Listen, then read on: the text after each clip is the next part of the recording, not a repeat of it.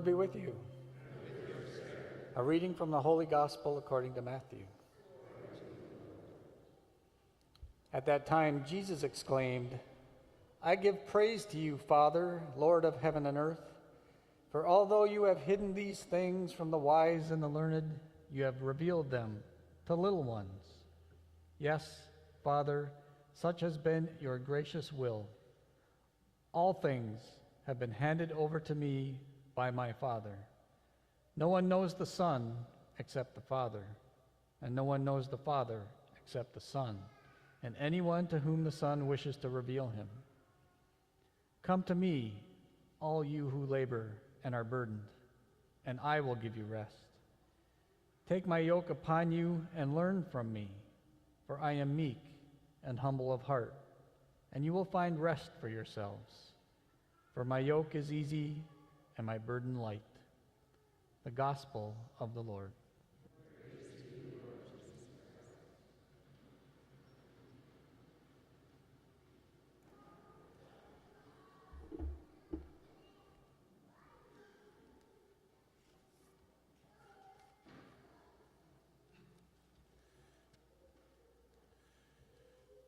This first reading from the prophet Zechariah in the Old Testament is familiar to us because it is a prediction of Jesus as we celebrate Jesus during Holy Week. On Palm Sunday, Jesus rides into Jerusalem as the King, as their Savior, Messiah, but it is not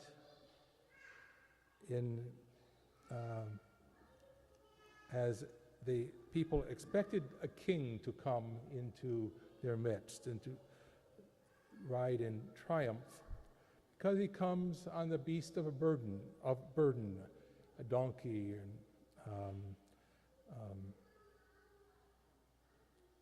poor man's beast of burden, not on his high horse or a chariot or whatever a king would normally proceed with fanfare and all the rest, but very humble and meek.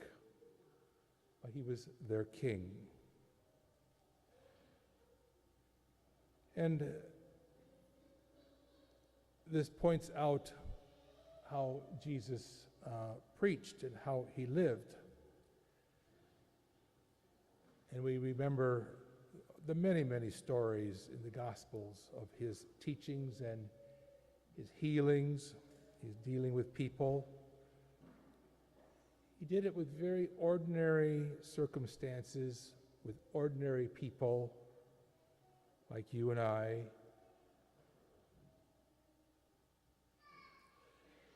And he did the ordinary things with the extraordinary power of his Father. He preaches the Father's message with a humble heart. His words are mercy, kindness. His actions are actions of compassion. He brings peace, reconciliation where there's division. His kingship and his rule are the result of taking care of the ordinary person. As he walks along the road, someone approaches him who is sick. He heals. First time he goes into Peter's house, he discovers that Peter's mother-in-law is ill with a fever. He heals. His first great sign in John's Gospel, and there are many signs of God working in the world and the coming of the Messiah.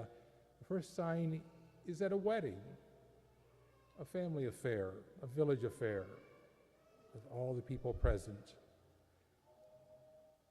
The problem? they don't have enough refreshments. They're running out of wine. So he takes ordinary water that we drink all the time, and he creates wine. Ordinary things, ordinary people, to show God's extraordinary kindness and mercy upon us. And he says, the little ones, the ones who are in need, will recognize him, will recognize the Father's presence in him, that he comes from the Father. He has come to do his work. May all of us see God's presence in the ordinary things of life and how God works in whatever we do. Whether it's this beautiful day that we enjoy and the squirrels out in the backyard, the rabbits. I saw 2 rabbits. Do you know what 1 rabbit plus 1 rabbit equals? Many. But there were 2 of them. Usually there's just 1 in my backyard. And 1 squirrel. But the birds, whatever it is that nature provides for us, it's God's gift. We appreciate it. And it's a miracle. Every bit of what we enjoy, whether it's our physical bodies or mental and intellectual capabilities, or able to deal with other people in conversation and enjoyment.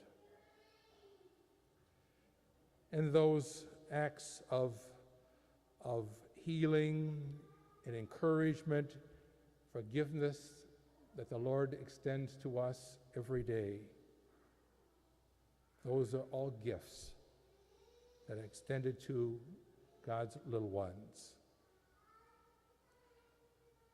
So each day we're thankful. And each day we ask God to give us his strength, his courage, his encouragement. Ask him to give us his blessings so that we can give these blessings, extend them to others.